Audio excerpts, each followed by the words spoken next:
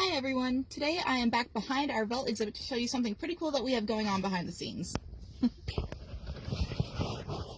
So as you can see over there, this is our Wildebeest. He's living in one of our back stalls right now, and if you've ever been to the Velt exhibit here at Cheehaw in the past, you may have seen him on exhibit. A couple of months ago he got moved into one of these back holding spaces, and we have a pretty good reason for that.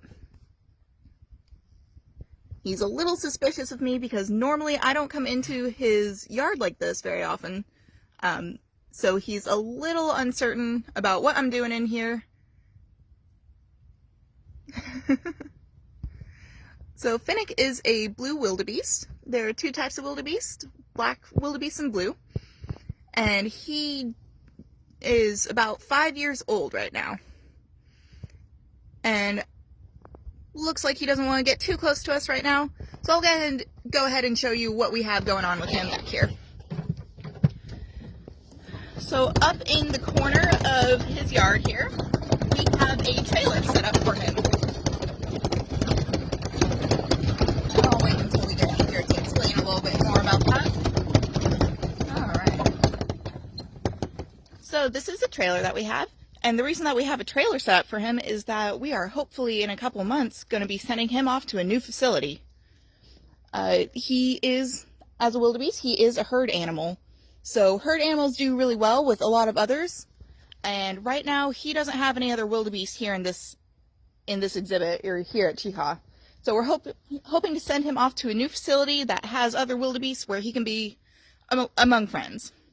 The reason that we have him back here with this trailer is because hoofstock in general, they are not very comfortable with new things, anything that's different or strange.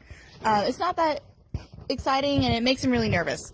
So in order to send him to this new facility, we have to be able to get him to go inside this trailer, which he naturally would not want to do. You know, it's smaller, it's a little darker, it's tightly enclosed, more than he's used to. He is used to having big, open, expansive space like this. So in order to kind of condition him to get more used to it, we've been putting his food in here.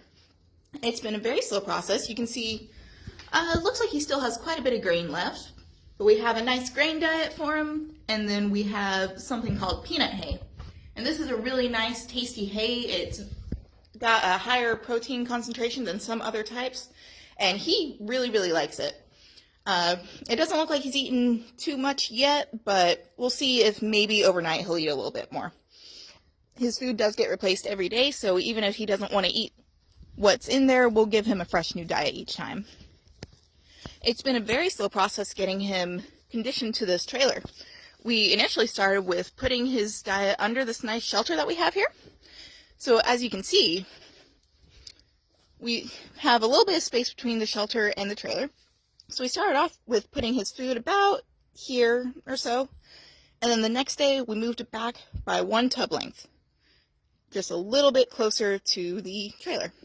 And then the next day a little closer and a little closer and a little more until we got to where we are right now. Now that we are actually in the trailer, he's become a little more suspicious of what we're doing, which is probably why he's a little more hesitant to actually come in to eat. But eventually, when we get to the point where we can get him to go all the way in the trailer and get him comfortable with us being around while we do that, we'll be in the perfect position to send him off to his new home. So we'll go back over and we'll see if we can maybe get a little bit of a closer look at him if he will let us approach.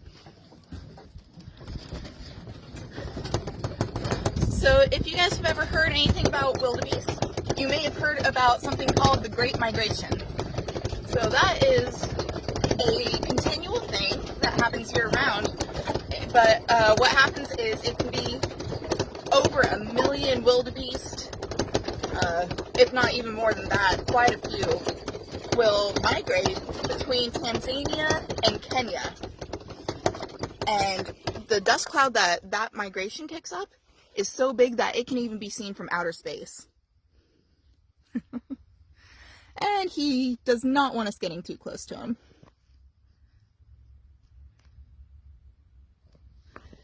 Yeah, so, you know, with 1 million individuals, he's definitely more gonna be in a better place when he's at another facility with more individuals. right now he's kind of alone, and he does share a fence line with the actual Velt exhibit. So this entire space he is able, and actually right before I came in here and started taking this video, we did have a bunch of eland hang out up here, so he's still able to socialize somewhat with the other ones, the other animals that we have, but he's just going to be happier when he's amongst his own kind.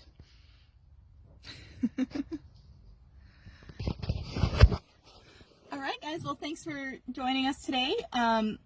Let us know in the comments if you have any other animals you'd like us to talk about in the future, or if you have any questions about Finnick here. Everybody stay safe and have a great day. Bye.